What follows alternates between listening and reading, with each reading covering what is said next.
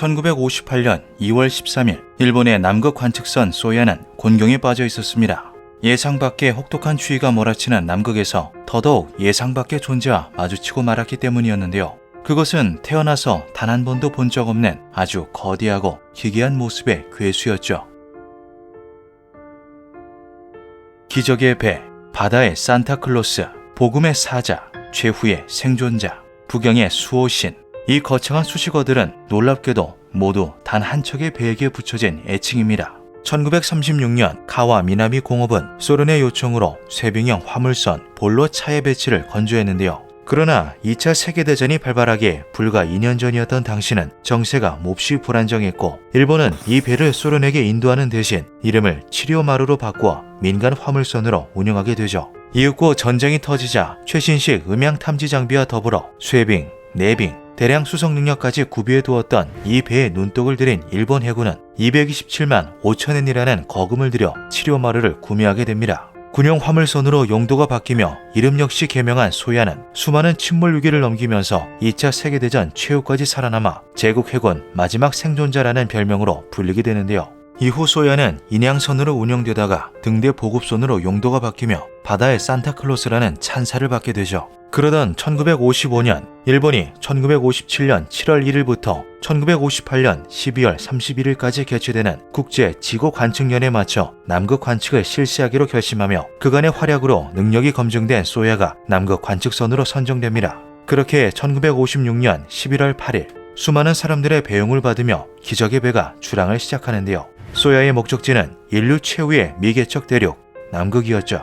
중간중간 위기는 있었지만 나름 성공적으로 남극에 상륙한 소야는 남극 기지를 건설하고 1차 월동대를 기지에 남긴 채 4월 24일 도쿄로 귀환했습니다.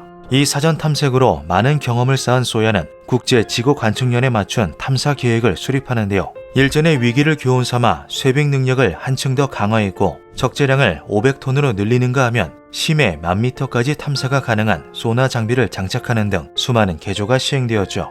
덕분에 아주 훌륭한 남극 관측선으로 거듭난 소야는 조금이라도 날씨가 따뜻할 때 출발해 안전하게 남극에 도달하자는 생각으로 사전 탐색 때보다 약 2주 정도 이른 1957년 10월 21일에 남극으로 출항했습니다.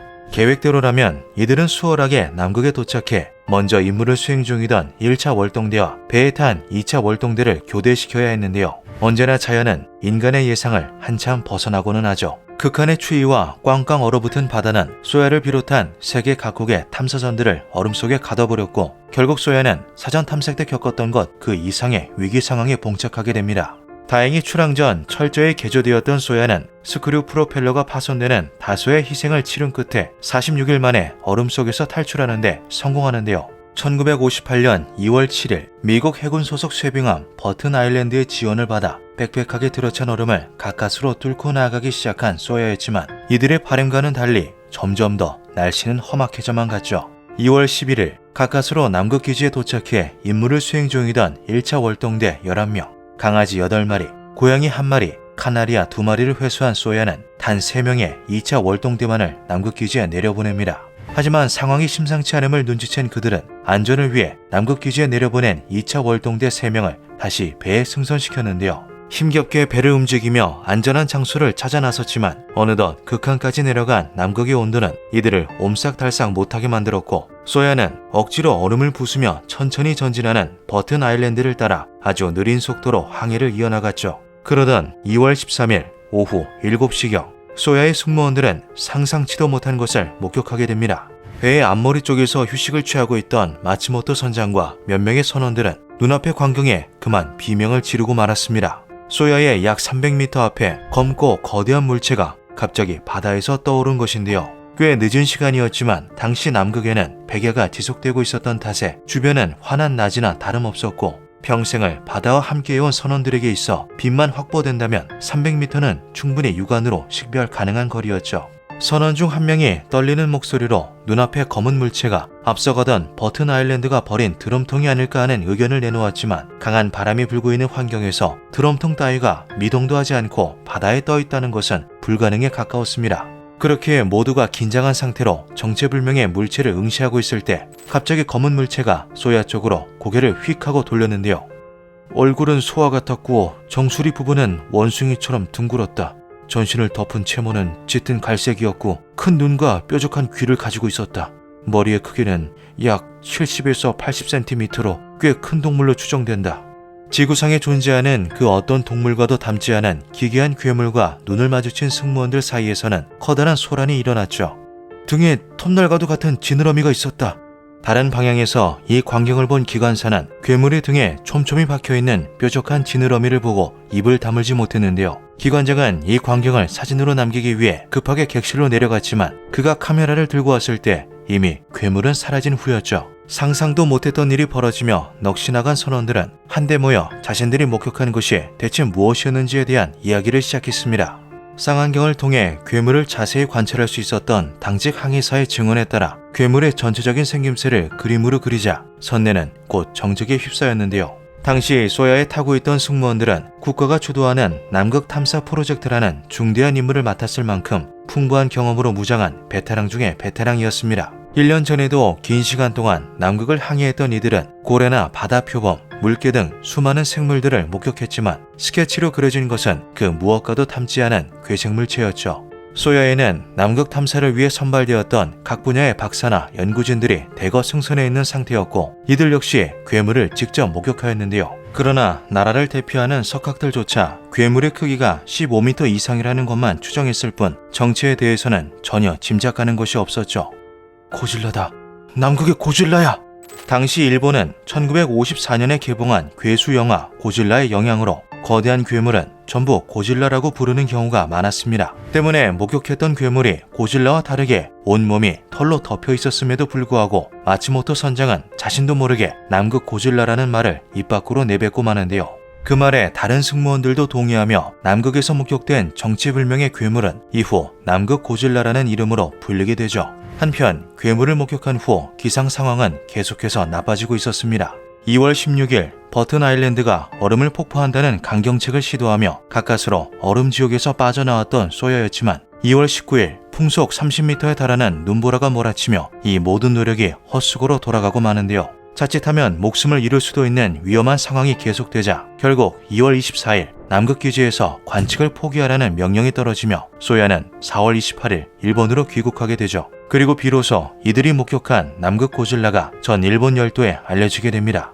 남극에서 고질라가 목격되었다는 사실은 즉시 엄청난 논란을 불러일으켰습니다. 이들은 괴물의 정체에 대해 다양한 가능성을 쏟아냈는데요. 제일 먼저 중생대에 서식했던 해양 파충류, 그 중에서도 체장이 15m가 넘었던 모사사우루스나 플리오사우루스가 멸종하지 않고 남극에서 살아남았던 것이 아니냐는 주장이 나왔습니다. 그러나 설령 그렇다고 하더라도 파충류인 이들이 목격된 남극 고질라처럼 온몸에 털이 나 있을 일은 없었는데요. 그러자 중생대에 서식했던 단공류 카스트로카우다, 신생대에 살았던 반수생 포유류 데스모스틸루스가 남극에 적응하여 진화를 이룬 결과라는 의견이 등장했죠. 특히 이 중 데스모스틸루스는 소와 같은 얼굴을 하고 있고 포유류이기 때문에 전신에 털이 나 있다는 점에서 꽤 신빙성이 있는 주장이라 여겨졌습니다. 그러나 이들이 아무리 진화하였다 하더라도 그 크기가 15m를 넘겼을 가능성은 극히 드물었는데요.